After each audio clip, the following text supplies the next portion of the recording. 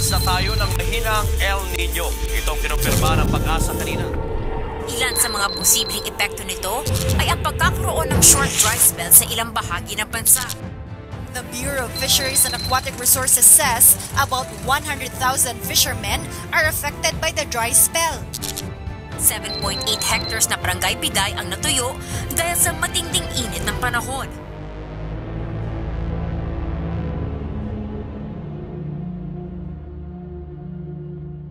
Ang El Nino ay isang natural na pangyayari na nagaganap sa ating mga karagatan. Ito ay unang tuklasan noong buwan ng Disyembre at ito ay nangyayari after so many years, no? Cyclical ito eh. Halimbawa every 10 years, pero sa pagsapit ng tinatawag natin climate change o pagbabago ng ating klima ay mas madali na ito nakakabalik every 5 years na yata at lalong tumitindi. Ang effect nito ay ang pagkakulang ng ating ulan. Kaya may mga bahagi tayo ng bansa na ating dinadanas ngayon na kulang ulan at natutuyuan dahil sa kapos ng ulan at kakulangan ng irigasyon. Noong nakaraang El Nino nga, noong 1997 to 1998, napag-aralan namin yung impacts o yung epekto ng El Nino sa ating mga pangisdaan. At ayon sa datos na aming nakuha, ang nawawalang production natin ay more than 260 metric tons ang loss o nawawala na may halaga na mahigit na 6 na bilyong piso. Susunod na naapektuhan ay yung mga nag-aalaga ng seaweeds or halamang dagat sa mga coastal waters at saka yung mga cage culture at fish pens. Okay. Ang nawawala sa ating produksyon ay mahigit 131,000 metric tons at may halaga na 1.5 billion pesos. Okay. Tapos ang susunod na apektuhan ay yung ating mga nahuhuling isda sa dagat. Kasi may isda na naapektuhan ng mainit na tubig sa dagat ay pupunta sa mga mas malamig o mas malalalim na dagat upang maiwasan nila yung temperatura. Kaya yung mga mangisda natin na hindi kaya pumunta sa mas malalim na tubig, mga small fisher folk, mga babangka at maliit na motor, ay nawawala ng huli. Tapos yung least na affected ay yung inland waters natin, yung mga isda sa ilog tsaka sa mga lawa. Hindi masyado kasi una, konti na lang isda natin dun eh. Pangalawa, ganoon din kamukha sa dagat, sa malalim na tubig sila. So ang tatamaan lang na matindi ay yung mga nasa fish ponds, sa mga cages, sa fish pens at saka yung mga seaweeds natin na nakabitin dun sa mas mababaw na tubig na madaling mainitan. Ngayong taon, inaasahang mahigit sa 100,000 munisipal na mangingisda ang maaapektuhan ng El Nino. Magdadala ito ng pagbaba ng 20% o 447 metric tons sa komersyal na pangisdaan at 23% o 279 metric tons sa munisipal na pangisdaan.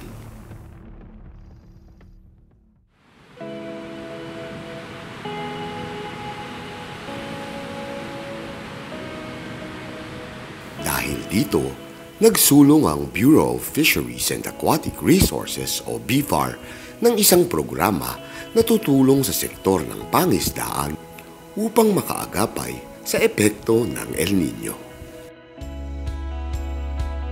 Layunin ng programang ito na pasiglahin ang ating mga yamang dagat, pangalagaan ng mga ito sa pamamagitan ng pinaigting na pagbabantay, at magpalaganap ng mga dagdag hanap buhay na makakalikasan at pangmatagalan.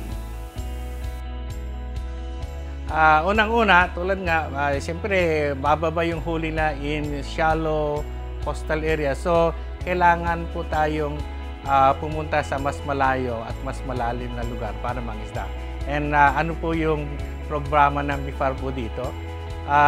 Tayo po ay nagbibigay ng pwedeng gamitin ng mga mangingisda para mga pangingisda doon sa mas malayo tulad ng payaw. We give them payaw and ilagay po natin sa mas malalim na lugar at doon sila mangisda. Doon pumupunta po kasi yung ating small pelagic sa mas malalim. Pangalawa, kailangan din tayong gumamit ng pangisda na tama. Sabi ko nga sa inyo, dumadami yung ating sardinas, like sardinas during El Niño years. So, gumamit tayo ng fishing gear na naangkop during the El Niño years.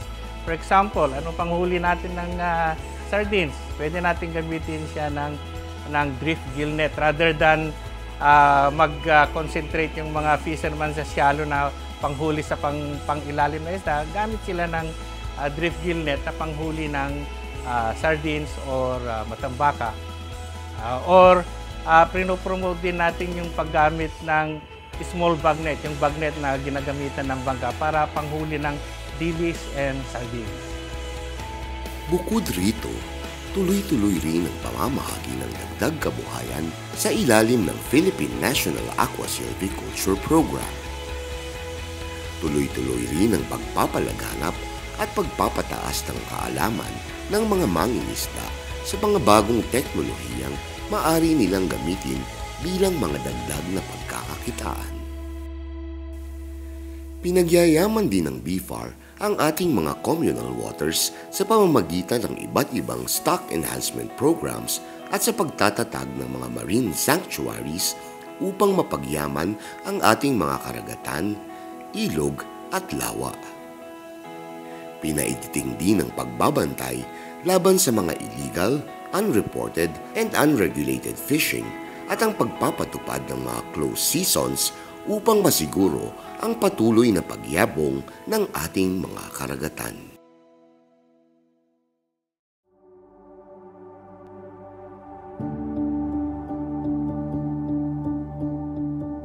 At dahil malaki rin ang pinsala ng El Niño sa sektor ng aquaculture, marami rin ang ayuda ng ahensya sa mga mangingisdang kasapi sa sektor na ito. Ang Bureau of Fisheries po ay aktibong umaabot sa mga aquaculturist. Halimbawa po, patuloy po ang monitoring ng ating mga regional fish health offices sa pagmanmanho sa mga water quality ng ating mga lawa, ng ating mga baybayin. Gayun din sila po ay pumupunta sa mga farms upang i-check ang mga water quality nitong mga operations na ito upang makapagbigay ng advisory o abiso kung ano ang dapat gawin ng ating mga aquaculturist sa kanilang operations sa kabila ng ganitong El Niño or tag-init na ating nararanasan. Pangalawa po, ang Bureau of Fisheries ay patuloy ho na nagbibigay ng input assistance.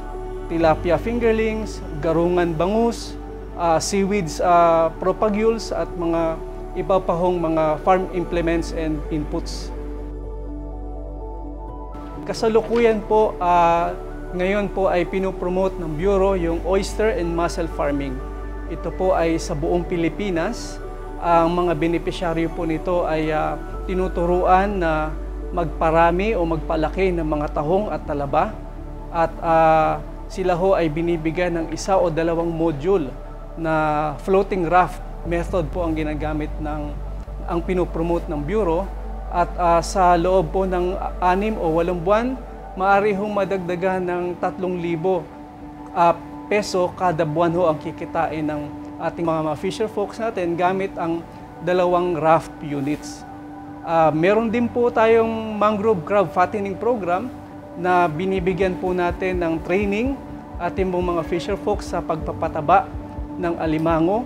Pagkatapos sila ho ay binibigyan ng input assistance sa anyo ho ng crab tray o crab container at ho yung alagang alimango. Sa loob ho ng 30 days, minsan po 15 days lang ay meron ng na-harvest na alimango. At tiyak ho nakikita ang ating mga fisher folks. Bukod dito, nagsasagawa rin ng BFAR ng mga trainings at seminars ukol sa tamang pag-aalaga ng isda upang maiwasan ang pagdumi at tuluyang pagkasira ng ating mga karagatan. Tuloy-tuloy rin ang capacity building ukol sa iba't ibang value-adding technologies na magsisilbing dagdag hanap buhay ng ating mga mangingisda. Namamahagi rin ng mga rainwater harvesters ang BIFAR lalo na sa mga malalayong isla upang magkaroon ng sapat na inuming tubig ang ating mga mangingisda. Samantala, tuloy-tuloy rin ang pamamahagi ng mga dagdag na kabuhayan sa pamamagitan ng seaweeds.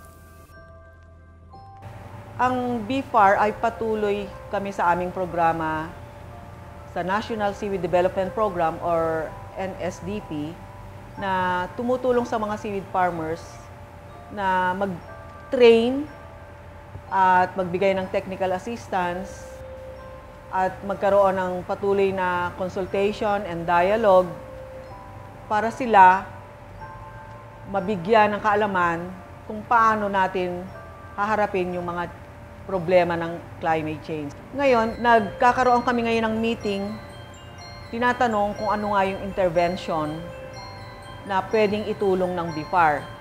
So ngayon, ang iniisip namin na kung pwede, i-level up natin yung mga farm implements nating ibibigay sa seaweed farmers na magpamigay naman nung mga farm implements na para sa deep sea farming.